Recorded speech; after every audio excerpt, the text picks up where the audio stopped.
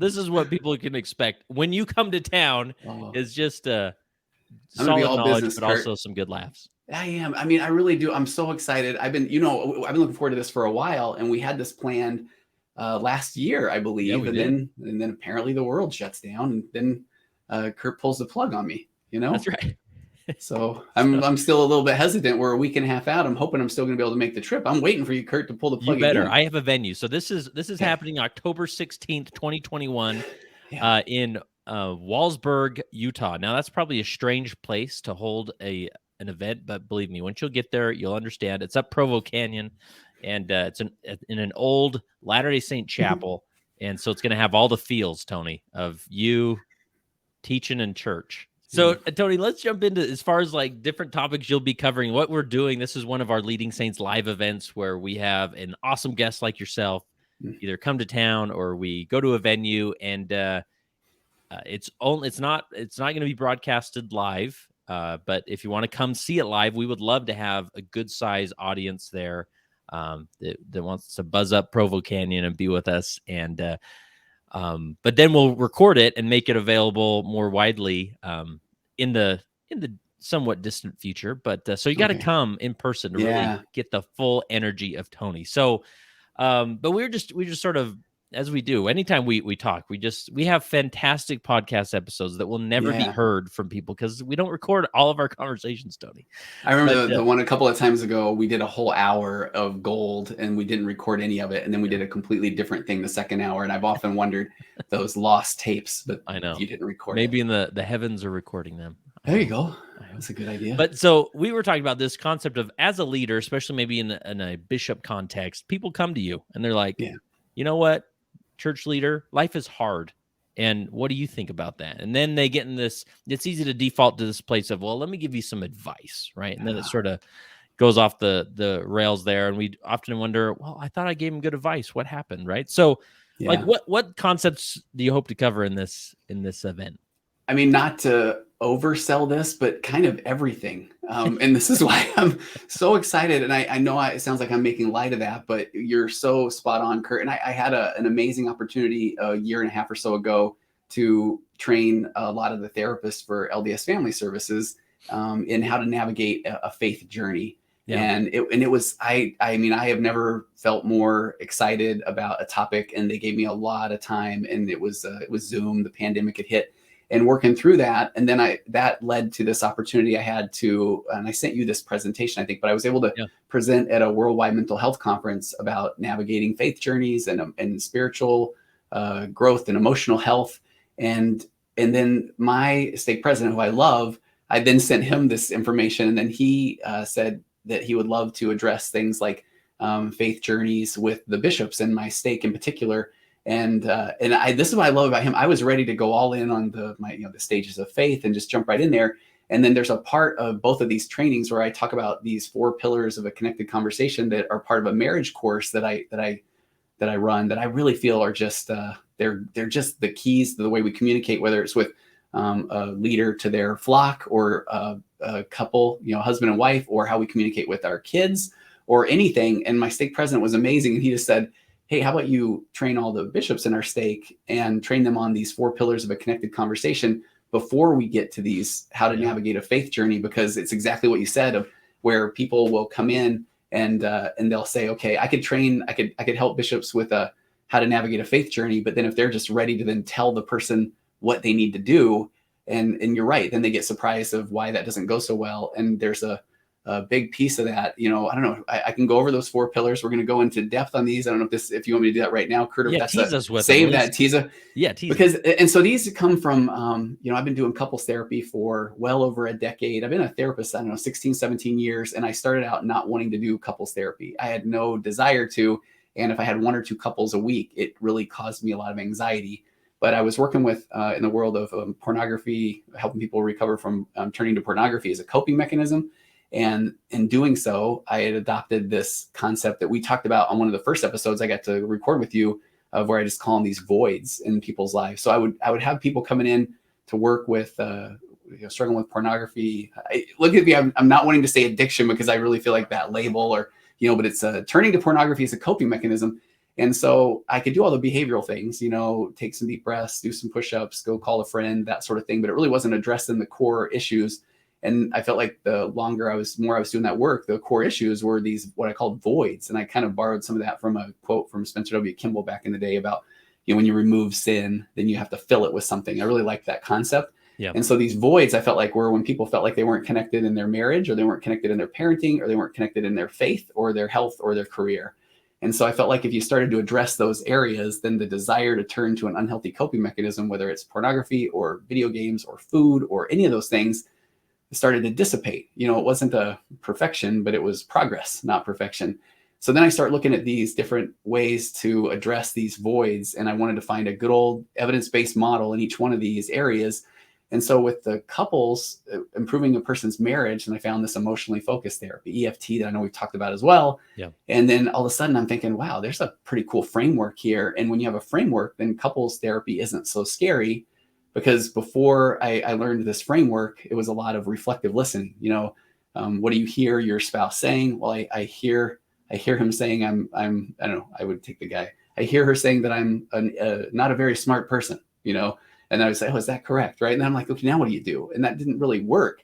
But then this emotionally focused therapy, or EFT, I felt like I had a really cool framework, but then I started running into, I felt like I was the guru, that I would say, okay, people come into my office and I will Sherpa these conversations, and, it's all about flow and being heard and understood. And then I realized people need these kind of clear cut directions. So then with the help of a friend of mine that's helped me with my marriage course, my friend Preston Pugmire, then we come up with these 4 pillars of a connected conversation. And now here's the framework, and it's beautiful. And the framework is, the first pillar is this assuming good intentions. And where I go with that is that I really believe that no one wakes up in the morning and thinks, how can I hurt my spouse? Or how can I hurt my bishop? Or how can, our bishop doesn't wake up and say, I'm going to get up today and I'm going to hurt my flock.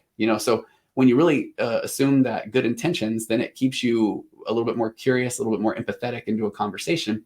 And then that leads to my second pillar, where you can't put out the message of you're wrong or I don't believe you, even if you feel like they are wrong or you don't believe them. And I'll give you an example here in a second, but which leads to a third pillar, which is to ask questions before making comments.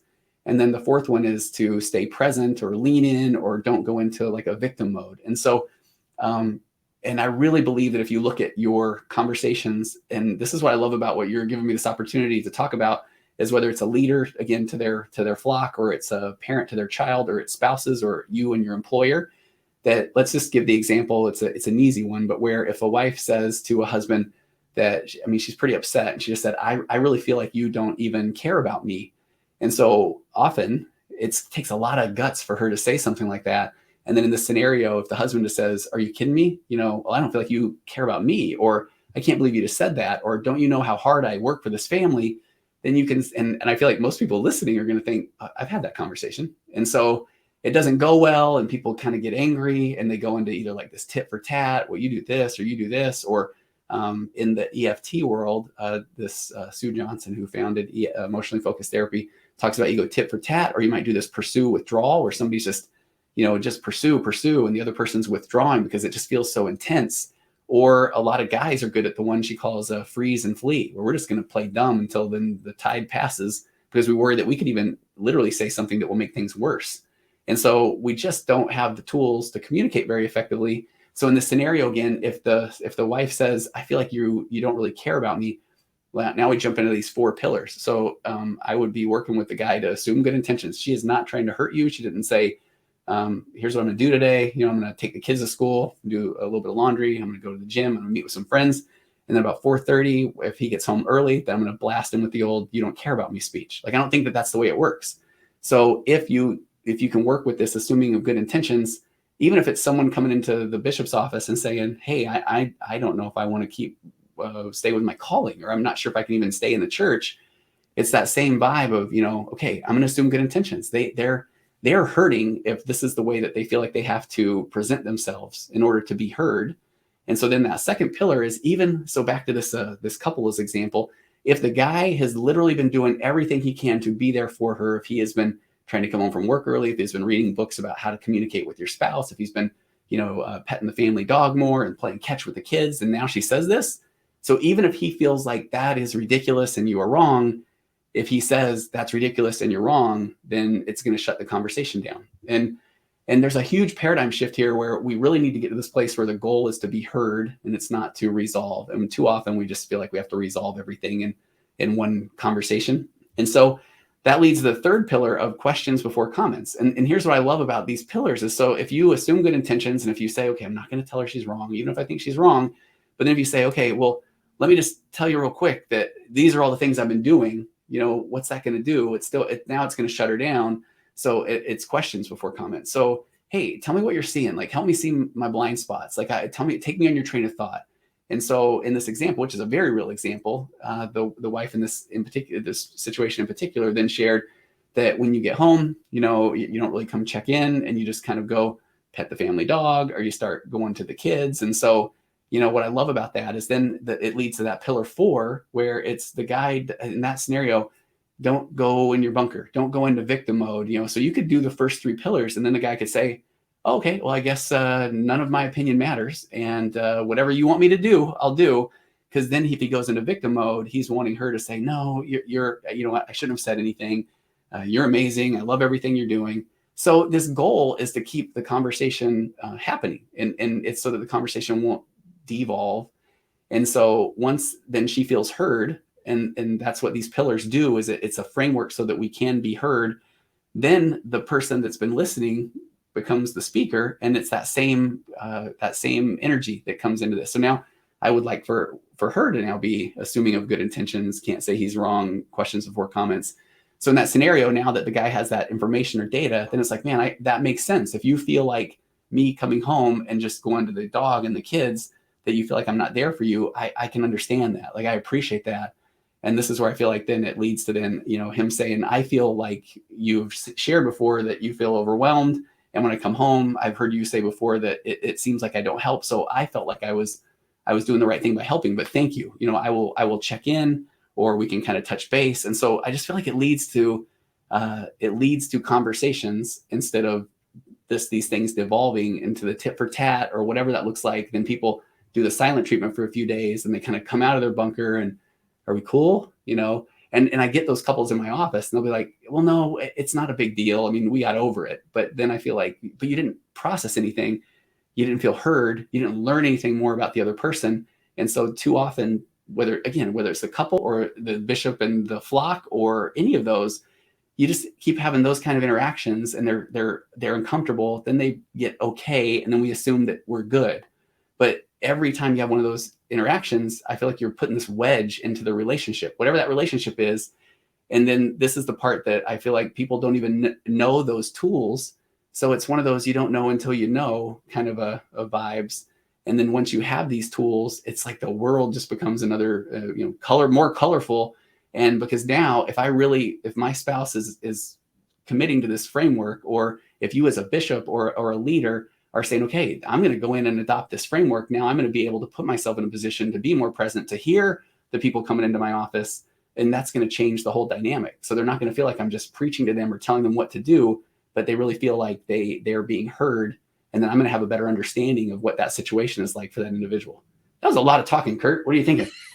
This is awesome. This is why people, and that was only about 10 minutes or so of content. And we're going to dive into these things. And that's what I appreciate about this, really an underrated concept in our human experience is framework or frameworks, right? That we sort of have these facts and this knowledge, and then we try and walk into a situation using these facts and knowledge and skills, but you need sort of a framework to hold them all together. And that's what I appreciate about these pillars and whatnot. And so, well, and I like what you're saying too, because the framework was phenomenal. And I feel like what the framework does is then it allows people to then recognize that we are just our own individuals. We're, our unique children of God with our own unique talents and abilities.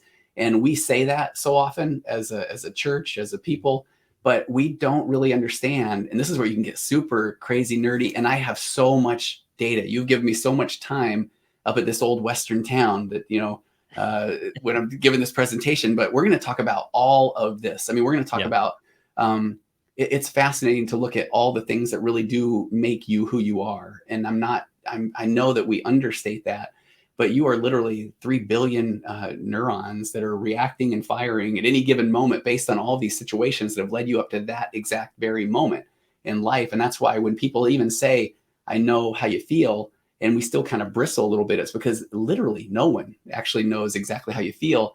I was speaking at a bunch of boards of, actually it was last week, and I was talking about how there's even these twin studies where you can have two identical twins see the same thing. So you get the same input, and then you have them write out what they see, and it's completely different output.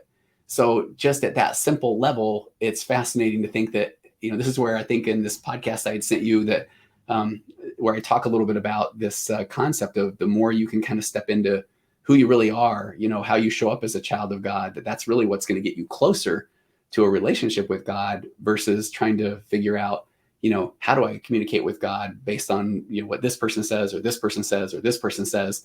But it really is fascinating to see that you are the only version of you that's ever walked the face of the earth. And therefore you think and feel and believe the way you do because that's you, because you're a human. But then you nailed it where then everyone around us, or even we do this, where we're quick to offer up advice and we're coming from a good place. And that's where I feel like that assumption of good intentions is so important, because people are literally not trying to hurt you with the things they say, but they aren't aware of what your experience is. So I feel like we need to just reverse the entire way we communicate, and it's to be heard. It's to let's go with curiosity instead of judgment, or giving someone the benefit of the doubt and then listening to them. And I feel like that will go so far.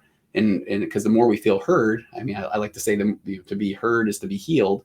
And so changing even the whole paradigm of trying to not resolve everything every time you communicate with somebody, and changing the dynamic of I want to be able to hear you and understand you, so that then even when I walk away from a conversation, now I'm thinking about what you said versus I'm not thinking about, I can't believe you said that. Or the next time I see you, I'm going to say this versus, man, I didn't know that. Does that make sense? Yeah. Yeah, it's really good, really good. And I'm probably going to tease you with some, I love the, fitting this into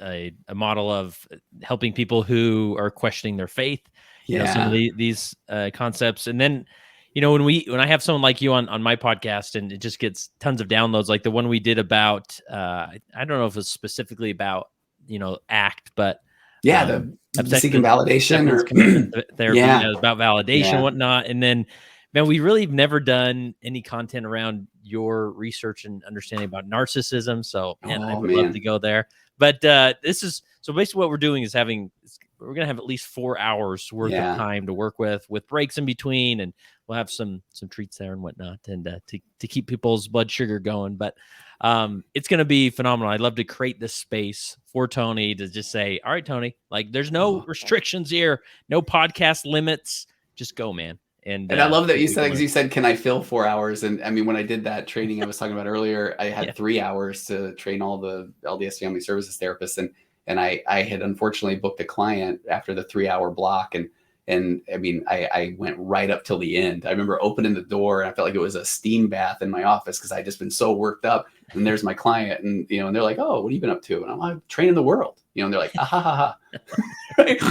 But so this time, 3 hours, I'm still going to put it on double speed from the speaking playback speed. Nice. And then I just can't wait, because we're gonna go into so many things. I like that you brought up the stuff about faith crisis, faith journey, and that's one of those things that I think it's so fun to be a therapist where I can work with a couple, and if they all of a sudden bring something in about, hey, have you ever worked with navigating a faith journey? And that's where it's like, yeah, literally every day.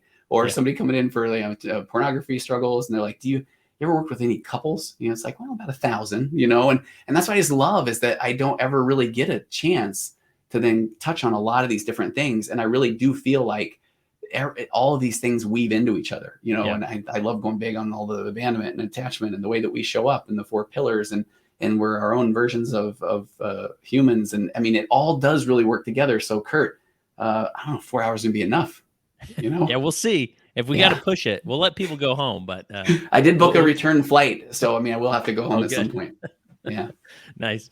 And I think this, have we adequately teased this? I'm excited to go. I hope so. I'm so excited. It's really, I've been writing a ton about this, and I do feel like it's I had to, again, I don't know how long you even want me to go. I will say one more anecdote. I had an opportunity to do some consulting at a very large software company a couple of years ago.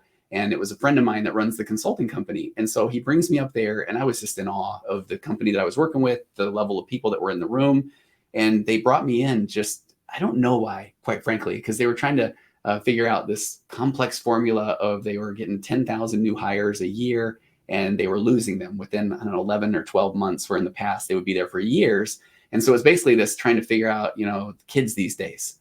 And so it was like the most fascinating thing, where anytime they were bringing up a concept of how do we get people to stay, or how do we get people to feel included, or I literally felt like, hey, I did a podcast on this and I got some research. And so it got to the point where I was there for 2 or 3 days, and by day 2 or 3, somebody would bring something up and they'd look over at me, podcast, be like episode, 147, and it was just fascinating. I feel like that's where I'm looking forward to with this is, we're going to cover so much ground, and then I want to answer all the questions, and we're going to cover all the things, and we're basically going to figure out the secret to life. I mean, if that isn't a tease, then I'm not really sure that what doesn't is. get you there. Well, yeah, if you want to find out, there it is, up Walsburg Canyon. Bring your chaps, your spurs, like a good old cowboy hat. I'm gonna grab my beard. It's like a 20-minute drive up Provo Canyon. It's probably going to be beautiful, and an old Latter-day Saint chapel there, and so I'm excited to try this venue out, and hopefully people will not be discouraged by the canyon or whatnot, but it'll be great. So it will. So again, October 16th. I think we're starting at 1:00. Is that? I think that's what you're saying. Yeah. One until 1:00. Whatever 4 hours is later. Yeah. And then we'll just let Tony go, and I'll interrupt him at various points and be like, Tony, wait, I need you to talk more about this specific thing. Okay. And then he'll be like, wonderful. Okay, sure, we'll do it. Right. Yeah, and bring all the questions and everything. I can't wait. So it'll be a great time. So let's do this, Tony. Okay, I can't wait, Kurt.